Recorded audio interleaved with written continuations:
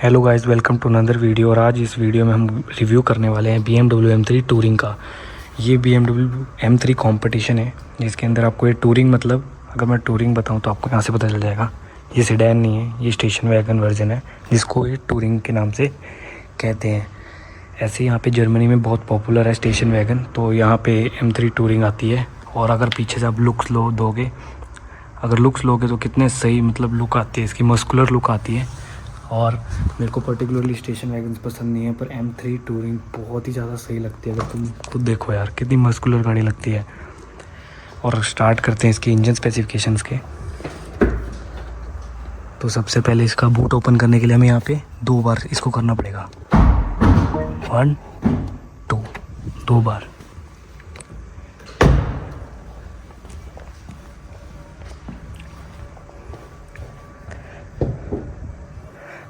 तो इसके अंदर हाइड्रोलिक सिलेंडर्स आते हैं जो कि बूट को ओपन करते हैं।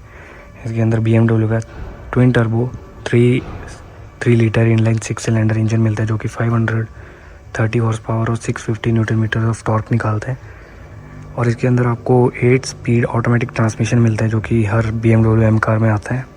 और ये इंजन इनलाइन 6 सिलेंडर है और ट्विन टर्बो है। तो इसको करते हैं हम बंद।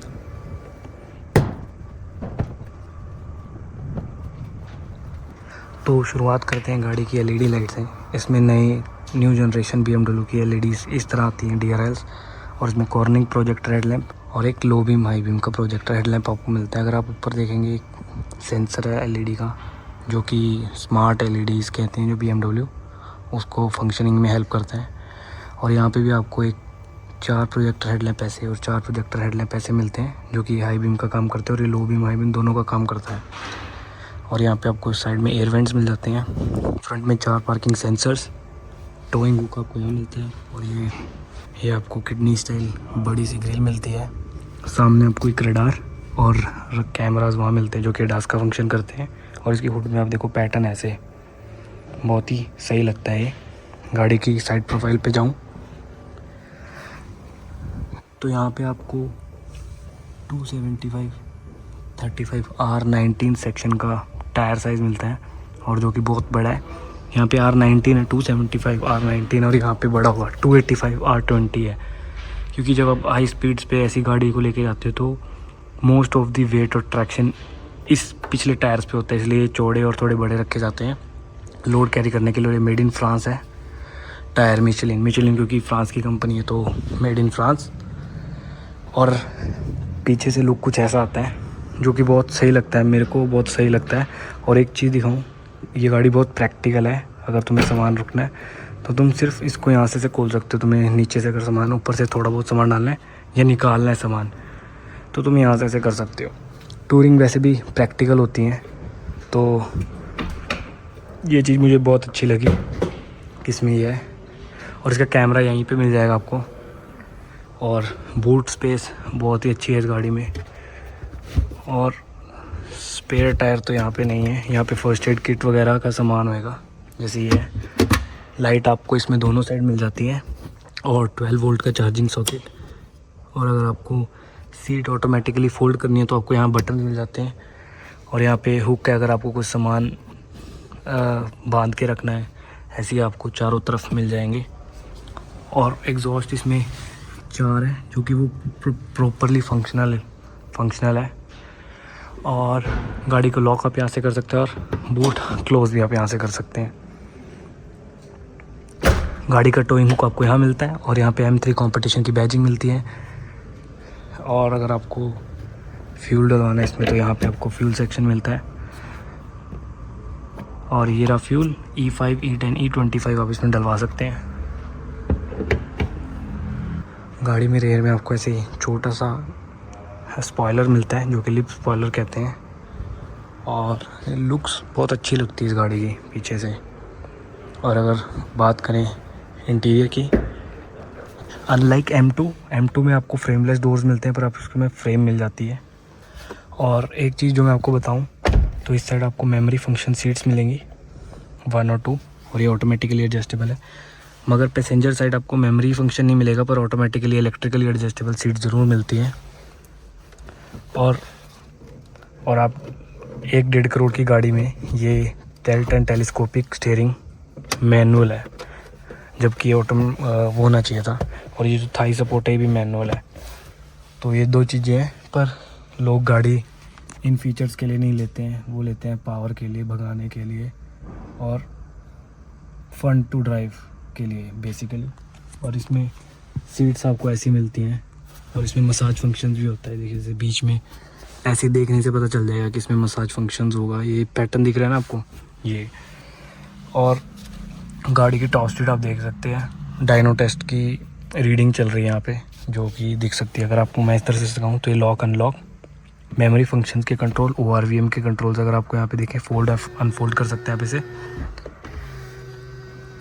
ये विंडोज़ कंट्रोल है और ये चाइल्ड लॉक सेफ्टी है। अगर यहाँ से आपको बूट ओपन करना है तो आप यहाँ से बूट ओपन कर सकते हैं। इस साइड आपको हेडलाइट कंट्रोल्स मिल जाते हैं, जो कि on off, auto, low beam, rear fog lamp, ये पार्किंग लाइट्स हैं और ये फ्रंट और रेयर पार्किंग सेंसर्स हैं। ये आपको ब्राइटनेस का कंट्रोल मिलता है। जैसे आप ये देखेंगे ना, आई डोंट नो आपको दिख रहा है कि नहीं, इसकी ब्राइटनेस कम ज़्यादा हो रही है।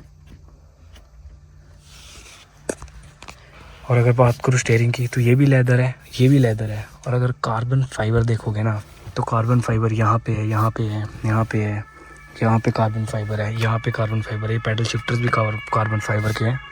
इसमें हेड अप डिस्प्ले आपको यहाँ मिलती है और 2 10.25 और 11.7 इंच की टच स्क्रीन मिलती है। और ये बहुत स्मूथ टच स्क्रीन है, अगर तुम देखोगे बहुत स्मूथ टच स्क्रीन है। इस साइड आपको एडास एडेप्टिव क्रूज़ कंट्रोल से रिलेटेड कंट्रोल्स मिलते हैं, लेन कीप असिस्ट और मोड अगर आपको चेंज करना है तो आप यहाँ से कर सकते हैं, और स्पीड सेट करनी है यहाँ पे।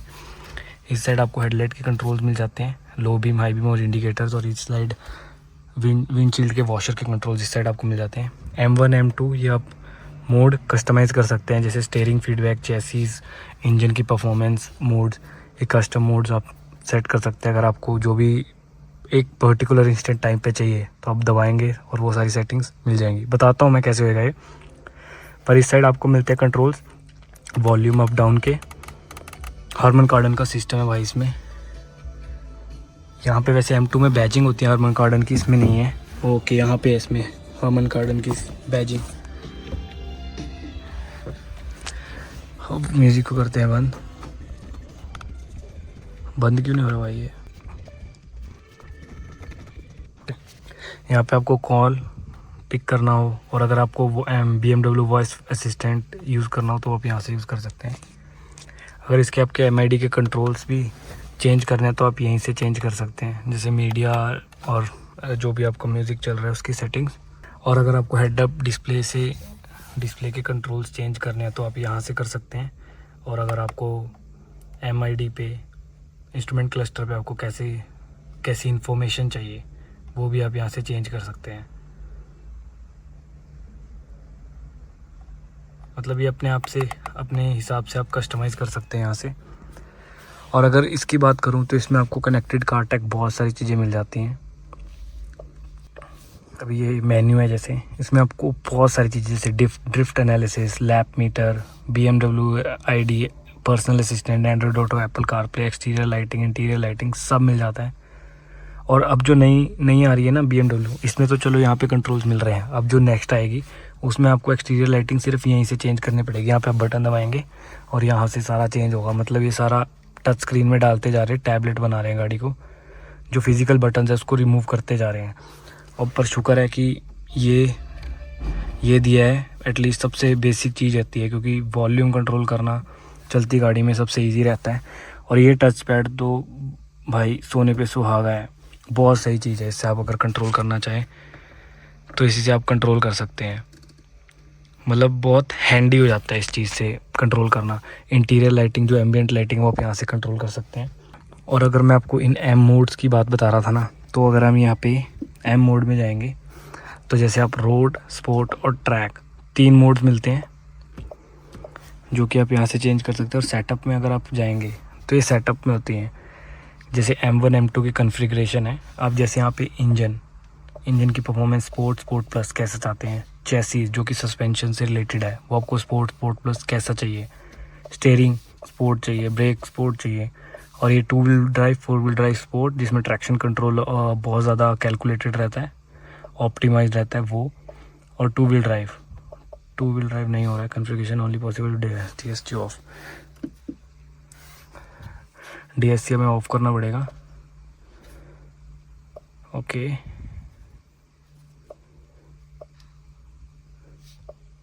तो DSC ऑफ करने के बाद, क्योंकि ट्रैक्शन कंट्रोल हमारे हिसाब से नहीं है, अपने हिसाब से कंट्रोल करेगा, इसलिए 4 व्हील ड्राइव स्पोर्ट और 2 व्हील ड्राइव में कर पाएगा। तो ये चीज़ अगर आप कॉन्फ़िगरेशन आप सेट करना चाहते हैं तो आप जैसे जो भी आपने कर रखा है वो सेटिंग कर रखी है और आपने M1 दबाना है, आपको बार बार ऐसे करके करनी नहीं है सेटिंग। मीन्स आप इंस्टेंट आपको बटन दबाती वो चीज़ फीडबैक मिल जाएगी। यहाँ पे आपको AC कंट्रोल्स मिल जाते हैं यहाँ पे, और यहाँ पे ये हज़ार्ड लैम्प मिल जाते हैं, फ्रंट डिफोगर, रेयर डिफोगर। और अगर आपको म्यूज़िक चेंज करना है आप यहाँ से चेंज कर सकते हो, और वॉल्यूम के बटन यहाँ पे मिल जाते हैं। स्टोरेज स्पेस में आपको 2 cup holder, USB type charging port मिलता है, और यहाँ पे वायरलेस चार्जर मिलता है, और 12 वोल्ट का चार्जिंग सॉकेट आपको यहाँ मिलता है।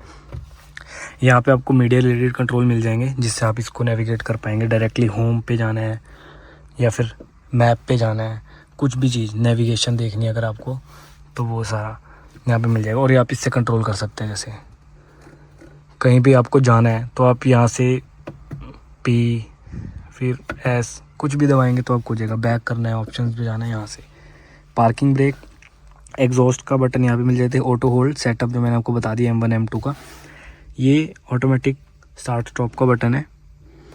पार्किंग सेंसर्स, अगर ये कैमरा ऑन करूँ, पहले मुझे यहाँ से बैक जाना पड़ेगा।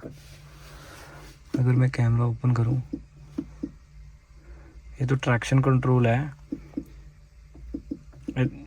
ओके, कैमरा अगर मैं ओपन करूँ तो आपको ऐसा दिखता है, 360 डिग्री व्यू कैमरा मिलता है, क्योंकि 2 कैमरा आपको यहाँ मिल जाएंगे, एक फ्रंट में और एक रेयर में, तो वो आपको पूरा व्यू देता है। और ये पार्किंग सेंसर्स के वो भी हैं कि यहाँ पे बहुत क्लोज है, यहाँ पे थोड़ा कम है, और यहाँ पे ज़्यादा डिस्टेंस, और 360 डिग्री व्यू आपको यहाँ मिल जाता है। और इसमें आपको रिवर्स असिस्टेंट भी मिलता है। अगर आपको जैसे गाड़ी टोटली बैक करके लगानी है जहाँ पे जगह नहीं है, तो आप रिवर्स असिस्टेंट आपको आप मोबाइल ऐप से कंट्रोल करके आप डायरेक्टली स्ट्रेट बैक या स्ट्रेट आगे कर सकते हैं गाड़ी को। या आपको गियर बॉक्स मिल जाता है, जो कि 8 स्पीड ऑटोमेटिक गियर बॉक्स है। और यहाँ पे आपको थोड़ी सी स्टोरेज स्पेस यहाँ पे मिलती है, और एक सीट टाइप चार्जिंग पोर्ट यहाँ पे मिलता है। और यहाँ पे भी थाई सपोर्ट मैनुअल मिलता है, और ग्लव बॉक्स से बहुत ही स्पंज टाइप का कुशन है यहाँ पे, बहुत सही लगता है मेरे को। और अगर सॉफ्टवेयर टच की बात करूँ तो यहाँ सारी जगह सॉफ्ट टच है। इतनी महंगी गाड़ी में तो सॉफ्ट टच होगा ही ऑफ कोर्स। यहाँ पे आपको बॉटल होल्डर और थोड़ी स्पेस यहाँ पे मिल जाती है, सेम वहाँ पे। और यहाँ पे भी स्पेस मिल जाती है, क्योंकि ये ओपन नहीं है यहाँ पे। और पैडल शिफ्टर इतना बड़ा है भाई, यहाँ तक है, यहाँ से यहाँ तक। स्पीकर आपको यहाँ पे मिल जाते हैं, और यहाँ पे भी मिल जाते हैं साइडों में। ट्विटर आपको यहाँ पे पिलर्स पे मिल जाएंगे। और ऊपर की बात करूँ तो ये आई थिंक एक्सटेंडेबल होगा। नहीं भाई, ये एक्सटेंडेबल नहीं है, पर यहाँ पे आपको लाइट मिल जाती है, और इस साइड भी आपको लाइट मिलेगी। और इस पे स्ट्रैप्स देखो यार, कितने सही स्ट्रैप है, एम स्टाइल स्ट्रैप है, सही लग रहे हैं। और गाड़ी तो है ही बढ़िया। ओ भाई, बर्ड व्यू 3D व्यू देखो यार गाड़ी का। अरे ऐसे नहीं चेंज होगा क्या?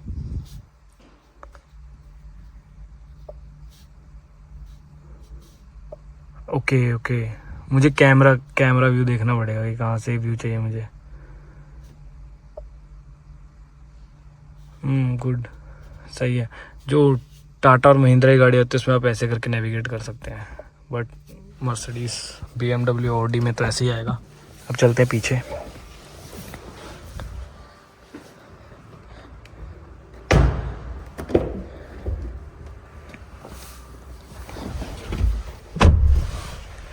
भाई गाड़ी में पीछे आती है एक चीज़ जो सबसे पहले अभी फील हो रही है, वो कि थाई सपोर्ट। गाड़ी में आप जब एसयूवी में बैठते तो आप ऐसे बैठते हैं, इस गाड़ी में थोड़ी पोजीशनिंग ऐसे है, लाइक जैसे स्पोर्ट्स कार में थोड़ी नीचे और पीछे को होती है वैसी पोजीशन है, जिसकी वजह से यहाँ पे एंगल ना एकदम हाई है। मतलब ये अंदर को ऐसे नीचे और ये फिर पीछे को ऐसे है, तो यहाँ पे थाई सपोर्ट बहुत सही है। मतलब मेरे लिए तो सही है, अगर कोई हाइट में ज़्यादा लंबा होगा तो उसको इतना नहीं मिल पाएगा। यहाँ पे आपको एम्बिएंट लाइटिंग यहाँ पे मिल जाती है, आपको विंडो कंट्रोल्स, ट्विटर, स्पीकर्स, और ये दरवाज़ा खोलने का आपको यहाँ मिल जाता है।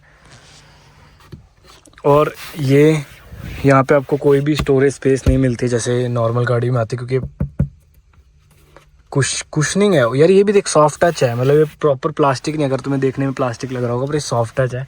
और इसके आगे तो लेदर है। और पीछे आपको 3 हेडरेस्ट मिलती हैं जिसको आप यहाँ से कंट्रोल कर सकते हो। ओके, और पीछे आपको 3 हेडरेस्ट मिलती हैं जिसको आप यहाँ से कंट्रोल कर सकते हो। और ये ऐसे चेंज हो जाती है, देख कैसे भी, मतलब अगर तुम्हें चाहिए अपने हिसाब से उसकी पोजीशन रख सकते हो। ऐसे ये भी कंट्रोल हो जाएगी ऐसे। और फ्रंट बीच में आपको ये मिलता है कप होल्डर, तो आपको ऐसे मिलते हैं। और ये बहुत सही पोजीशनिंग है, मतलब ऊपर तक स्टेबल रहेंगे कप्स, क्योंकि गाड़ी भागती है तो पीछे गिर सकते हैं ना कप, इसलिए। और अगर आपको बूट एक्सेस करना है यहीं से तो मैं दिखाता हूँ, आप यहाँ से बूट एक्सेस कर सकते हैं, जो कि बहुत सही चीज़ है। और आपको ऐसे कंपार्टमेंट, मतलब आपको एक्सेसरीज़ में ही मिलती है कि अगर आपको थोड़ा सा अलग रखना है कंपार्टमेंट पीछे का और आगे का, या फिर आपका सामान ऊपर तक आ रखा है कि वो आगे ना गिरे या फिर इन पे हिट ना करे, तो आप ये एक्सेसरी ले सकते हैं। और गाड़ी पीछे बहुत सही है। अगर आपको ये दिखाऊँ ना, यहाँ पे आपको टोइंग हुक मिलता है अंदर, मतलब बहुत ही अच्छी चीज़ दी हुई है कि टोइंग हुक कई गाड़ियों में ऐसी दिखता है पर इसमें हाइड करके रखा है। मीन जब आपको यूज़ करना है आप यहाँ पे अंदर ऐसे टो कर, मतलब टोइंग हुक कह रहा हूँ यार, ये तो नॉर्मल हुक है जिस पे आप जैसे कोट या फिर कोई भी सामान आप हैंग करना चाहे ना, वो हुक है। और आपको यहाँ पे मिलता है ग्रैब हैंडल्स, आपको यहाँ मिलते हैं, लाइट के कंट्रोल्स आपको यहाँ मिलते हैं। और अगर आपको एसी की ठंड चाहिए तो आपको यहाँ पे 3 जोन क्लाइमेट कंट्रोल एसी मिलता है, 1 2 और पीछे एक 3। आप यहाँ से फ़ैन की स्पीड कम ज़्यादा कर सकते हैं, ऑटोमेटिक चाहिए, कम ज़्यादा टेम्परेचर चाहिए। और यहाँ पे एक तो हवा यहाँ से आती है और एक यहाँ पे आपको नीचे भी एयर वेंट्स मिल जाएंगे जैसे आपको इसमें दिख रहा है। और 2 टाइप सी चार्जिंग पोर्ट्स मिल जाते हैं। अब ये गाड़ी है 4 व्हील ड्राइव, विच मीन्स अगले 2 टायरों में भी पावर जा रही है और पिछले 2 में भी पावर जा रही है, जिसकी वजह से यहाँ पे आपको ये बहुत बड़ा हम्प दिखेगा, कम से कम इतना ऊंचा है। बीच से प्रॉपर 4 सीटर है, बीच में बंदा बहुत अनकंफर्टेबल बैठेगा। और यहाँ पे आपको ISOFIX seat, child seat mounts भी मिलते हैं। और साइड से आपको ये ना ऐसे मिलती है, मतलब ये कर्वेचर है बहुत बड़ा, मतलब अगर मैं बैठूंगा तो मैं अच्छे से, मतलब मेरे को एक बकेट सीट होती है ना जैसे एकदम कर्व दोनों साइड से, वैसा फील हो रहा है। क्योंकि लेफ्ट से तो प्रॉपर हो रहा है राइट से, पर बीच वाले के लिए वो चीज़ नहीं होगी क्योंकि बीच में एक तो हम्प है और ये टोटली ऑपोजिट है बकेट सीट का। पर ये यहाँ पे ऐसे बहुत सही बन जाता है। तो गाइज़ ये था BMW M3 ट्यूरिंग का रिव्यू, मेरे रिव्यूज़ मेरे को कैसी लगी, मेरे इंप्रेशंस। तो गाइज़ मैं ऐसी वीडियोस लाता रहूँगा, वीडियोस को देखो अच्छे से, कमेंट करो अगली कौन सी वीडियोस तुम्हें चाहिए, क्योंकि कमेंट आएंगे तो ही मेरे को आइडिया लगेगा कि तुम देख रहे हो और तुम इंटरेस्टेड हो और गाड़ी को रिव्यू करवाने के लिए, इंप्रेशंस देखने के लिए। और बस सपोर्ट करो, लाइक करो, दोस्तों के साथ शेयर करो, जो भी तुम्हारे कार एंथुसियास्ट वीडियोस देखना चाहेंगे ऐसी याद देखते हैं तो उनको शेयर ज़रूर करना और कमेंट करना कि कौन सी कार का वीडियो तुम्हें नेक्स्ट देखना है। तो मैं उस गाड़ी पे वीडियो ज़रूर लाऊंगा अगली बार। और तब मिलते हैं अगली वीडियो में, तब तक के लिए बाय बाय गाइस।